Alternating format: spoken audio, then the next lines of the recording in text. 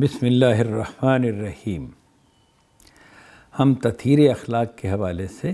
ریاض الصالحین کا مطالعہ کر رہے ہیں۔ اس کا پہلا باب جو ہے اخلاص نیت سے متعلق ہے، یہ زیر مطالعہ ہے۔ اس وقت اس کی تیسری حدیث ہم دیکھیں گے۔ اس حدیث کے الفاظ یہ ہیں: وان عائشہ رضی اللہ عنہا، عائشہ رضی اللہ عنہ سے روایت ہے، قالت قال النبی صلی اللہ علیہ وسلم، وہ کہتی ہیں کہ نبی صلی اللہ علیہ وسلم نے فرمایا، لا ہجرت بعد الفتح، فتح کے بعد کوئی ہجرت باقی نہیں ہے، ولیکن جہاد و نیت، البتہ جہاد اور نیت کا معاملہ باقی بھی ہے۔ وَإِذَا اسْتُنْفِرْتُمْ فَانْفِرُوا، چنانچہ جب تمہیں جہاد کے لیے کہا جائے تو تم بلا تامل نکلو اس کے لیے۔ یہ بخاری اور مسلم دونوں نے اس کو روایت کیا ہے۔ اس حدیث میں جو چیز بتائی گئی ہے، بنیادی نقطہ جو بتایا گیا ہے وہ یہ ہے کہ جو ہجرت جو کہ ایک بہت بڑا عمل ہے، اس کا معاملہ فتح مکہ کے بعد ختم ہو گیا۔ یہ اس کی تفصیل کیا ہے؟ تفصیل اس کی اس طرح سے ہے کہ جب نبی صلی اللہ علیہ وسلم نے مکہ سے مدینہ ہجرت کی تو اس کے ساتھ ہی پھر یہ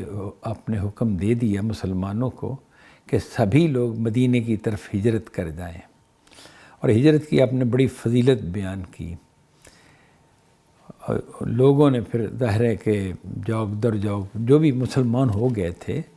وہ اس کے لیے ہجرت کی، انہوں نے بعض کو مشکلات بھی پیش آئیں، رکاوٹیں بھی پیش آئیں، مکے والے جانے نہیں دیتے تھے، وہ تو ویسے ہی چاہتے تھے نا کہ یہ شرک کو اختیار کریں، دوبارہ توحید کا معاملہ چھوڑ دیں، لیکن کجا یہ کہ وہ اپنے شہر کو چھوڑ کے، مکہ کو چھوڑ کے مدینہ چلے جائیں، وہاں اسٹیبلش ہو جائیں، وہاں ایک قوت پکڑ جائیں، سارے مسلمان اکٹھے ہو جائیں گے، مدینے والے پہلے مسلمان ہو چکے ہیں، تو یہ کفار کو یا مشرکین مکہ کو کیسے پسند ہو سکتا تھا؟ تو انہوں نے اس میں رکاوٹیں بھی بڑی ڈالنے کی کوشش کی، لیکن پھر بھی لوگ جو ہیں ایک ایک کر کے، دو دو کر کے ہجرت کرتے چلے گئے۔ یہ ہجرت لازم تھی کہ کی جائے۔ اس کے حوالے سے جو ہے نا کہ قرآن مجید میں جو ہمیں اشارہ ملتا ہے کہ یہ ہجرت کا کب کہا گیا، اس سے متعلق سورہ انفال کی آیات ہیں، وہ میں بیان کر دیتا ہوں۔ وَإِذْ يَمْكُرُ بِكَ الَّذِينَ كَفَرُوا لِيُثْبِتُوكَ أَوْ يَقْتُلُوكَ أَوْ يُخْرِجُوكَ وَيَمْكُرُونَ وَيَمْكُرُ اللَّهُ وَاللَّهُ خَيْرُ الْمَاكِرِينَ۔ فرمایا کہ جب یہ جو کفار ہیں یہ چالیں چل رہے تھے، مکر کر رہے تھے نبی کے خلاف، ان کی دعوت کو نقصان پہنچانے کے لیے، تاکہ وہ آپ کو قید کر دیں، یعنی وہ یہ سوچتے تھے کہ ہم یہ چال چلتے ہیں کہ نبی صلی اللہ علیہ وسلم کو مکے میں کسی جگہ قید کر دیتے ہیں، اور ظاہر ہے کہ چھپا لیں گے، قید کر لیں گے تو پھر یہ دعوت پھیلا ہی نہیں سکیں گے، مسلمان پریشان ہو جائیں گے تو چھوڑ دیں گے، پھر اس دعوت کو اس سے بعد آ جائیں گے جب نبی ان کا رہنما جو تھا وہ نہیں رہے گا۔ او یقتلوک، یا تجھے قتل کر دیں، یعنی نبی صلی اللہ علیہ وسلم کو مخاطب ہو کے کہا گیا نا، یہ جب یہ سوچ رہے تھے کہ تجھ کو قید کر لیں یا تجھے قتل کر دیں، او یخرجوک، یا تمہیں مکہ سے نکال دیں، جلا وطن کر دیں، کسی اور علاقے پہ جانے پہ مجبور کر دیں، اس طرح کی سکیمیں بنا رہے تھے۔ اس دعوت کو ختم کیسے کیا جائے یہ ان کے پیش نظر تھا۔ وَيَمْكُرُونَ، اور وہ اس کے لیے چالیں چلتے تھے، جو بھی انہیں باہم مشورہ ہو رہا تھا، کوششیں کرتے تھے۔ وَيَمْكُرُ اللَّهُ، اور اللہ تعالیٰ بھی اپنی تدبیر کر رہا تھا، خفیہ تدبیر کر رہا تھا۔ لفظ تو وہی ہے مکر یمکرو، لیکن خدا کے لیے ظاہر ہے جب یہ لفظ بولا گیا تو اس میں وہ جو اس کا منفی پہلو ہے وہ نہیں ہوگا، خدا کے تو سارے کام خیر ہی کے ہوتے ہیں، تو اس کا پھر یہ ترجمہ کیا گیا ہے کہ خدا خفیہ تدبیر کر رہا تھا، اور خدا کی تدبیر چونکہ حق ہوتی ہے، خیر کے حوالے سے ہوتی ہے، عدل اور انصاف کے حوالے سے ہوتی ہے، تو اس لیے اس کے لیے یہ کرنا، یہ ترجمہ کرنا یا یہ مفہوم اس کا بیان کرنا کہ خدا کی ایک خفیہ تدبیر، حقیقتاً وہی ہے، وہ بھی چال چل رہے تھے، خدا نے بھی چال چلی ان کے مقابل میں، لیکن چونکہ یہ حق کے لیے تھی اور وہ باطل کے لیے کر رہے تھے، اس لیے ان کے ترجمے میں فرق کیا گیا ہے۔ فرمایا واللہ خیر الماکرین، اور اللہ تعالیٰ بہترین خفیہ تدبیر کرنے والا ہے، خدا کا کوئی مقابلہ نہیں کر سکتا۔ یہ خفیہ تدبیر خدا نے کیا کی کہ جو ہی انہوں نے نبی صلی اللہ علیہ وسلم کو قتل کا ارادہ کیا، بالآخر یہ لوگ اس نتیجے پہ پہنچے تھے مختلف مشورے کر کے نا کہ آپ کو قید کریں یا آپ کو نکال دیں یا قتل کریں، تو ان کا طے پایا کہ آپ کو قتل کر دیا جائے، نعوذ باللہ۔ تو پھر اللہ تعالیٰ نے، ظاہر ہے خدا کے تو سب سامنے ہوتے ہیں ہر معاملہ، تو نبی صلی اللہ علیہ وسلم کو خبر دی کہ آپ نے آج رات نکل جانا ہے، یعنی اب رات آپ نے اپنے بستر پر نہیں گزارنی بلکہ یہ شہر چھوڑ دینا ہے، یہ آپ کو اشارہ کر دیا گیا۔ پھر آپ نے ہجرت کا معاملہ اختیار کیا، ساتھ ہی مسلمانوں کو بھی کہہ دیا، مسلمان پہلے سے ہجرت کر رہے تھے، اس طرف چل پڑے تھے، لیکن پھر کہا گیا کہ سبھی لوگ اب ہجرت کر کے ادھر آ جائیں، کوئی مجبوری ہے کسی کو تو الگ بات ہے،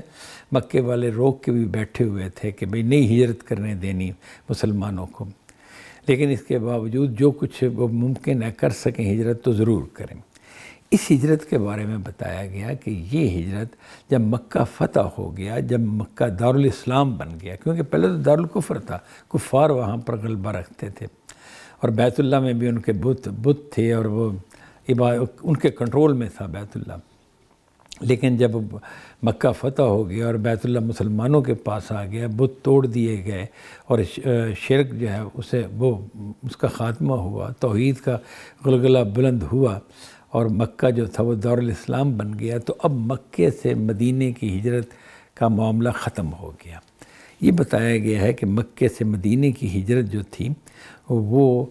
جو عرصہ تھا، جتنا عرصے میں لوگوں نے کر لی بس اسی میں تھا، اب وہ معاملہ نہیں رہا، وہ مطالبہ نہیں رہا، وہ ضرورت نہیں رہی۔ تو اب اگر کوئی مکے سے مدینہ ہجرت کرتا ہے تو ظاہر ہے کہ وہ ہجرت کا مطالبہ ہی نہیں ہے، تو وہ اپنے طور پہ کرنا چاہتا بے شک کر لے۔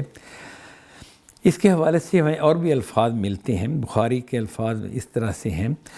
مدت الہجرۃ لأہلہا، یعنی یہ کہا گیا کہ جب فتح مکہ ہو گیا نا تو پھر یہ کہا گیا کہ ہجرت جو تھی وہ ہجرت کرنے والوں کے ساتھ مکمل ہو چکی، ختم ہو چکی، وہ ہجرت کا زمانہ دور ختم ہو گیا اپنے ہجرت کرنے والوں کے ساتھ، جنہوں نے کرنی تھی وہ کر گئے اس زمانے میں ہجرت، اب وہ ہجرت نہیں ہوگی۔ اسی طرح کچھ اور الفاظ بھی ہیں، ذہب اہل الہجرۃ بما فیہا، جو ہجرت والے لوگ تھے مکے سے مدینے کی طرف جانے والے یا مکے کے ارد گرد کی بستیوں سے مدینے کی طرف سمٹ جانے والے، تو وہ لوگ جو تھے وہ اس کا اجر لے کے چلے گئے، یعنی کہ انہوں نے جو اجر کمانا تھا کما لیا۔ چلے جانے سے مراد یہ نہیں کہ انہوں نے یہ عمل مکمل کیا، یہ مراد ہے، یہ مراد نہیں کہ وہ دنیا سے چلے گئے۔ تو جنہوں نے وہ عمل کرنا تھا، اس عمل کا زمانہ تھا، اس میں انہوں نے عمل وہ کیا، ہجرت کا عمل، اور جو اس کا اجر و ثواب تھا انہوں نے کما لیا۔ اس کے بعد ایک سوال پیدا ہوتا ہے کہ کیا ہجرت کا یہی حکم تھا، یہ اس کے علاوہ بھی کچھ ہجرت کا معاملہ ہے؟ تو ہمیں دو صورتیں ہمارے سامنے اس کی حدیثوں ہی سے آتی ہیں کہ دو نوعیت کی ہجرت جو ہے نا وہ اب بھی باقی ہے اور وہ تا قیامت ہے۔ وہ دو نوعیتوں کی ہجرت کیا ہے؟ یہ تو تھی نا کہ مکے سے نبی صلی اللہ علیہ وسلم کی نصرت کے لیے مدینے کی طرف مسلمان چلے جائیں، ایک جمعیت قائم ہو جائے، مسلمان سب اکٹھے ہو جائیں، ان کی تعداد جتنی بھی تھوڑی بہت ہے وہ سب کم از کم ایک جگہ پہ موجود ہو۔ اس ہجرت کے ختم ہونے کے بعد بھی کوئی ہجرت باقی تھی، تو دو نوعیت کی ہجرتیں باقی تھیں۔ وہ ہجرت جو ہے جو باقی تھی وہ یہ ہے کہ اگر آپ کسی دارالکفر میں ہیں، یعنی کسی ایسے علاقے میں جہاں کفار کا غلبہ ہے اور آپ کے لیے وہاں پر دین پر عمل کرنا مشکل بنا دیا گیا ہے، ممکن نہیں کہ آپ وہاں پر اپنے دین پر عمل کر سکیں، تو آپ کو چاہیے کہ آپ کسی دارالاسلام کی طرف ہجرت کر جائیں۔ یہ ہجرت بھی ضروری ہے، مطلب اس صورت میں کہ جب آپ اپنے دین پر عمل کر ہی نہیں سکتے اور بلکہ آپ کو ان سے ایڈجسٹ کرنا پڑ رہا ہے، یعنی کہ ایمانی تقاضوں سے الٹ مشرکین یا کفار کی فضا کے مطابق زندگی بسر کرنی پڑ رہی ہے، تو پھر ضروری ہے کہ آپ اس علاقے کو چھوڑ کر آپ دارالاسلام کی طرف آ جائیں۔ یہ جو معاملہ ہے، اگر کسی جگہ کسی شہر میں بدعت کا عام رواج ہو جائے تو وہاں سے بھی اس شہر کی طرف، اس علاقے کی طرف چلے جانا اسی کے مطابق آئے گا کہ جہاں پر سنت کا رواج ہے، یعنی نبی کے طریقے کا رواج ہے۔ یہ جو ہجرت ہے یہ تو تا قیامت ہو سکتی ہے۔ وہ خاص ہجرت تھی مکے سے مدینے کی طرف، یا مکے کے ارد گرد کے علاقے کے جو لوگ تھے جو مسلمان ہو گئے انہیں مدینے کی طرف ہجرت کرنے کا حکم تھا، وہ ختم ہو گیا فتح مکہ کے بعد۔ اور یہ ہجرت جو ہے کہ بھئی کسی بھی علاقے سے جہاں پہ کفر ہے اور آپ کو اس سے ایڈجسٹ کرنے پہ مجبور کر دیا جاتا ہے، یا بدعت ہے اور آپ مجبور ہیں کہ بھئی بدعت سے میں کیسے بچوں، یہاں بچنا ممکن نہیں، میرے اوپر دباؤ ہے یا میں اس کے بغیر نہیں یہاں جی سکتا، تو پھر ضروری ہے کہ بندہ وہاں سے ہجرت کر جائے۔ اسی طرح ایک اور چیز ہے کہ جو ہجرت لازم ہے، وہ ہجرت کیا ہے؟ یہ حدیث ہے کہ المسلم من سلم المسلمون، مسلمان وہ ہے جس کے ہاتھ سے مسلمان سلامت رہیں، من لسانہ و یدہ، اس کی زبان سے بھی اور اس کے ہاتھ سے بھی، والمہاجر من ہاجر ما نہی اللہ عنہ، اور مہاجر وہ شخص ہے کہ جو ہجرت کرے ان چیزوں سے جن سے اللہ نے روکا ہوا ہے۔ اس کا مطلب یہ ہے کہ بد اعمالیوں سے نیک اعمال کی طرف ہجرت کرنا، یعنی کہ یہ تو پھر ایک انسان کا خود اپنے آپ کو تبدیل کرنا ہے نا، کہ برائیوں کی زندگی چھوڑ کر نیکی کی زندگی اختیار کرے۔ اس کو بھی حدیث میں ہجرت ہی قرار دیا گیا ہے۔ تو یہ ہجرت جو انسان کو اپنے وجود میں کرنی ہے، اپنے خود کو بدلنا ہے، اپنے اندر تبدیلی کرنی ہے، یہ ہجرت بھی تا قیامت ہے، اور یہ لازم ہے کہ انسان ایسا کرے۔ اور اس سے پہلے میں نے بتائی کہ وہ ہجرت جو دارالکفر سے دارالاسلام کی طرف کرنی پڑے